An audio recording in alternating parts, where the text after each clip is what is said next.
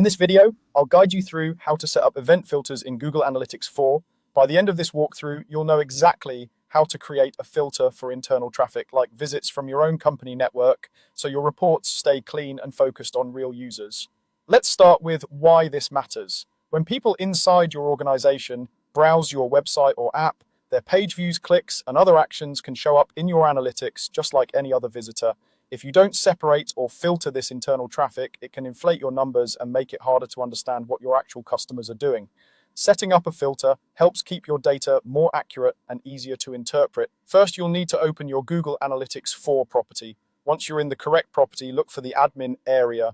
You'll usually find this by looking for the gear icon at the bottom left of the interface. Go ahead and click that to open the admin settings. Inside the admin section, find the area called Data Collection and Modification. This is where Google Analytics lets you adjust how data is collected, processed, and filtered before it appears in your reports. Within this section, look for Data Filters and click on it.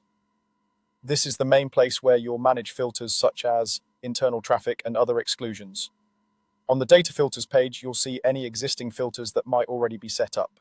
To create a new one, click the button labeled Create Filter. This will open a setup panel or window where you choose the type of filter you want to create. From the available options, select Internal Traffic. This type of filter is specifically designed for visits that come from within your organization, like your office network, your team working from home on known IP addresses, or other controlled environments. Choosing this ensures Google Analytics treats the traffic according to the internal traffic definitions you've configured. Next, you'll be asked to give your filter a name. Use something descriptive and easy to recognize. For example, you could call it Company Wi-Fi. The exact wording doesn't matter as long as it clearly tells you what the filter is for.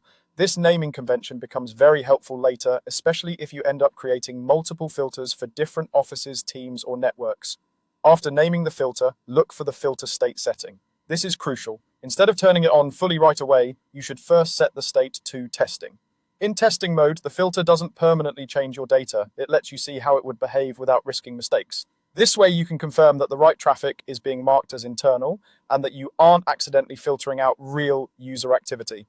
It's a safe way to double check that your configuration is correct.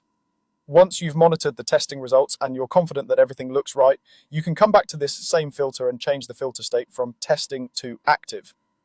In active mode, the filter will actually apply to your data going forward, ensuring that internal traffic is handled the way you intended. When you've set the initial state to testing, click Create to finalize the filter setup.